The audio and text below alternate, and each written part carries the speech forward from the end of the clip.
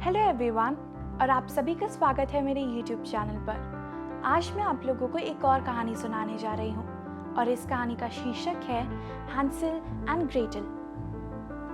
तो एक बार की बात है, एक छोटे से गांव में एक परिवार रहता था। उसमें दो भाई बहन थे, हैंसेल एंड ग्रेटल। उनकी जो मम्मी थी वो थोड़े ही सालों पहले मर गई थी, इसलिए उनके पापा ने दूसरी शादी करी थी और उनकी जो स्टेप मदर थी वो बहुत ही बुरी थी। वो हैंसेल और ग्रेटल को बिल्कुल भी प्यार नहीं करती थी, लेकिन उनके पापा जो थे वो उन दोनों बच्चों से बहुत प्यार करा करते थे। वो दोनों भाई बहन भी एक दूसरे से बहुत क्लोज थे और बहुत प्यार किया करते थे। एक दिन उनकी स्टेप मदर ने उनके पापा को अपने रूम में बुलाया और कहा कि सुनो, हम वैसे ही इतने गरीब हैं, एक काम करो, इन बच्चों को जाकर जंगल में फेंक आओ। अगर ये कुछ दिन और यहाँ पर रहे तो ये तो सारा खाना खा जाएंगे, फिर हम क्या करेंगे, हम तो भूखे मर जाएंगे।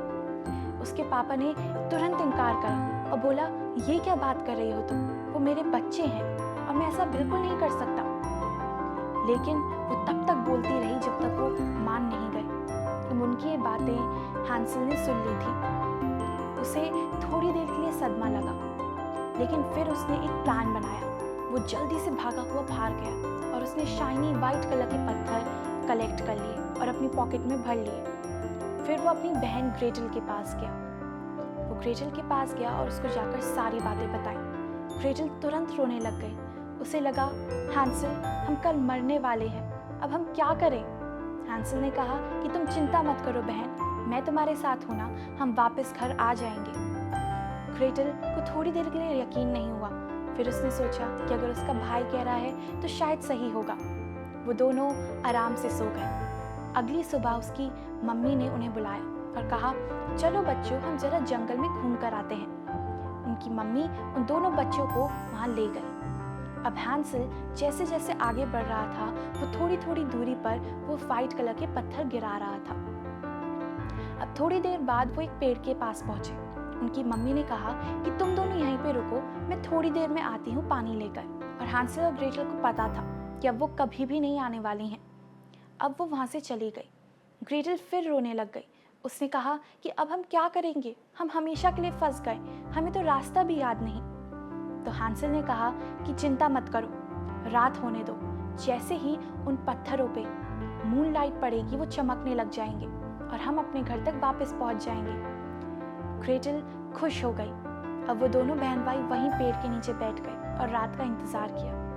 थोड़ी देर में रात हो गई, चांद निकल गया और जैसे उन पत्थरों पे मूनलाइट पड़ी वो पत्थर चमकने लग गए। हैंसेल और ग्रेटल ने एक दूसरे का हाथ पकड़ा और उस पत्थर का पीछा करते रहे। थोड़ी ही देर में वो अपने घर तक वापस पहुंच गए। वो जैसे ही घर के अंदर गए, उनके पिता उन दोनों बच्चों को देखकर बहुत खुश हुए, उन्हें गले से लगा लिया। उनकी माँ ने भी ऐसा जताया कि वो बहुत खुश है, लेकिन अंदर से उसे बहुत गुस्सा आ रहा था। अब थोड़े दिन बाद उसकी माँ ने फिर से एक प्लान बनाया, उन्हें वापस जंगल में छोड़ने का। इस बार फिर हैंसेल ने उसको सुन लिया, लेकिन जैसे ही हैंसेल बाहर जाके पत्थर कलेक्ट करने वाला था, पीछे से उसकी माँ गई और उसको हाथ पकड़कर रूम के अंदर फेंक दिया और अपनी बहन के साथ लॉक कर दिया। अब हैंसेल के पास कोई भी पत्थर नहीं था, लेकिन उसके पास ब्रेड का टुकड़ा था जो कि उसे खाने के लिए दिया गया था। उसने उस ब्रेड के टुकड़े को अपनी जेब में रख लिया।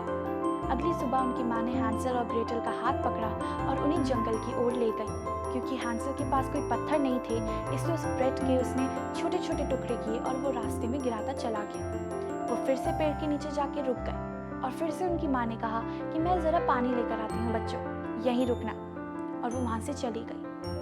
अब फिर ग्रेटल रोने लग गई। उसने कहा, अब हम क्या करेंगे।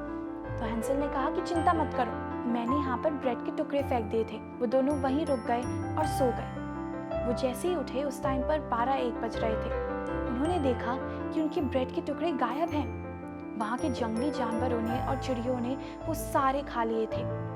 ग्रेटल और हैंसेल अब दोनों उदास हो गए और रोने लग गए। लेकिन ग्रेटल ने कहा कि कोई बात नहीं भाई, उम्मीद मत छोड़ो, हम चलते रहते हैं, शायद हम अपने घर तक पहुँच जाएं। उसने फिर से अपने भाई का हाथ पकड़ा और वो चलते रहे। थोड़ी दूर तक चलते हुए उन्हें तुरंत कैंडीज, चॉकलेट्स और आइसक्रीम्स और पेस्ट्रीज की खुशबू आने लग गई। अब वो बच्चे जल्दी जल्दी उस खुशबू का पीछा करने लग गए। उन बच्चों को भूख लग रही थी और उसके साथ साथ कौन बच्चा कैंडीज़ और पेस्ट्रीज़ को देखकर अट्रैक्ट नहीं होगा। वो जैसे ही गए तो उन्होंने सामने देखा कि एक बहुत बड़ा सा घर है और वो पूरा कैंडीज़, चॉकलेट्स, पेस्ट्रीज़, केक्स और आइसक्रीम से ही बना है। वो दोनों बहुत खुश हो गए। बिना कुछ सोचे वो तुरंत उस घर की ओर बढ़े और उसमें से कैंडीज़ और चॉकलेट्स निकालकर खाने लग गए। तभी उस घर के अंदर से आवाज़ आई, बच्चों तुम लोग भूखे हो ना, आ जाओ, अंदर आ जाओ, मैं तुम्हें बहुत सारा खाना दूंगी। हैंसल और ग्रेटल अंदर गए तो उन्होंने देखा कि वहाँ पे एक बूढ़ी सी औरत बैठी हुई है। अब जैसे ही वो अंदर घुसे तुरंत पीछे से उनका दरवाज़ा बंद हो गया। उन्हें खोलने की कोशिश करी लेकिन वो नहीं खुला। उन्हें सामने देखा वो बूढ़ी औरत अब और बूढ़ी हो चुकी थी और बहुत ही बुरी लग रही थी। उसकी बड़ी बड़ी लाल आंखें थी, बड़े बड़े दांत और बड़े बड़े नाखून थे, जंगली बाल हुआ करते थे और उसने एक बड़ी सी ब्लैक कलर की केव पहन रखी थी। वो वुमेन एक विच थी। उस विच ने कहा कि आ जाओ, अब मैं तुम लोगों को खाऊंगी, चलो इधर आ जाओ। हैंसल और ग्रेटल दोनों डर गए और रोने लग गए। उसने जल्दी से हैंसल का हाथ पकड़ा और उसे एक पिंजरे में बंद कर दिया। उसने सोचा कि मैं इसे खा तो सकती हूँ लेकिन अभी ये दोनों बच्चे बहुत पतले हैं, इसलिए मैं पहले इन्हें अच्छे से पिलाऊंगी और जब ये हैंसल थोड़ा मोटा सा हो जाएगा, अच्छा सा हो जाएगा, तब इसे पका के खा जाऊंगी। उसने हैंसल को प्रिजन में बंद कर दिया। वो ग्रेटल से अपना सारा काम करवाया करती थी, झाड़ू, पोछा, खाना और सब कुछ। विच हर रोज हैंसल को अच्छा खाना दिया करती थी जिसमें बहुत फैट हो और जो बहुत टेस्टी हो, लेकिन ग्रेटल को मुश्किल से कुछ मिला करता था। वैसे तो वो विच काफ़ी इंटेलिजेंट थी लेकिन उसकी नज़र बहुत कमज़ोर थी क्योंकि वो बहुत बूढ़ी हो गई थी, लेकिन वो सूंघ और सुन बहुत अच्छे से सकती थी। वो एक दिन हैंसल के पास गई और उससे कहा, लाओ मुझे अपनी उंगली दिखाओ, मुझे फील करने दो तो तुम कितने मोटे हो गए हो। हैंसल ने भी सोचा, उंगली तो नहीं दिखाऊंगा, इसलिए उसने पास की एक लकड़ी तोड़ी और उसको वो लकड़ी दे दी। अब क्योंकि वो विच ढंग से देख नहीं सकती थी इसलिए उसने सिर्फ उस लकड़ी को फील किया और उसे लगा कि ये तो और पतला होता जा रहा है। उसने ग्रेटल को डांटा। अब ऐसे कुछ दिन चलता रहा लेकिन वो मोटा ही नहीं हो रहा था। अब उस विच को बहुत गुस्सा आ गया। उसने कहा कि अब फर्क नहीं पड़ता, मैं तुम्हें आज ही खाऊंगी। उसने ग्रेटल से कहा कि जाओ जाकर अवन में आग लगा दो और पानी गर्म कर दो। अब ग्रेटल को भी एक आइडिया आया। उसने जल्दी से आग लगाई और उसमें उस विच को बुलाया। उसने कहा कि मुझे नहीं पता पानी कैसे गर्म हो जाता है, आप मुझे बता देंगी? तो विच कहती है कि अरे तुम्हें इतना छोटा सा काम नहीं आता, रुको दिखाती हूँ अभी तुम्हें। विच जल्दी से उस अवन के पास गई, उस अवन का दरवाज़ा खोला और झुकते हुए कहा, यहाँ पर ऐसे पानी रख दो उसके ऊपर।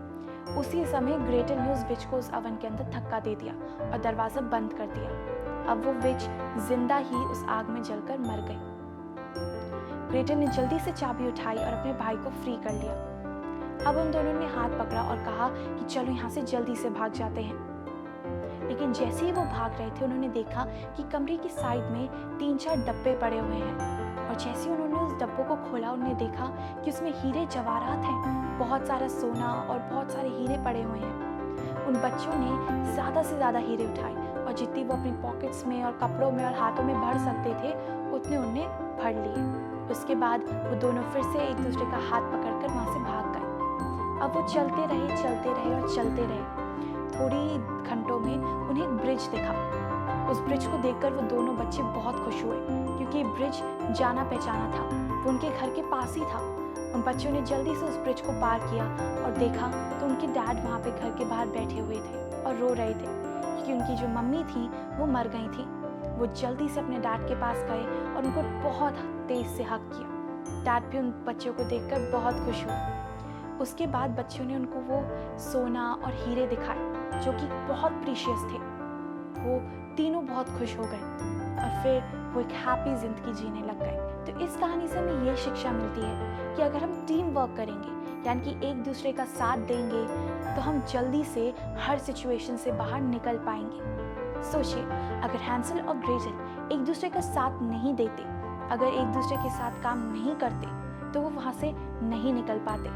और उन्होंने एक दूसरे का साथ दिया, टीम वर्क किया, इसलिए वो वहाँ से जल्दी और इंटेलिजेंट वे से निकल गए।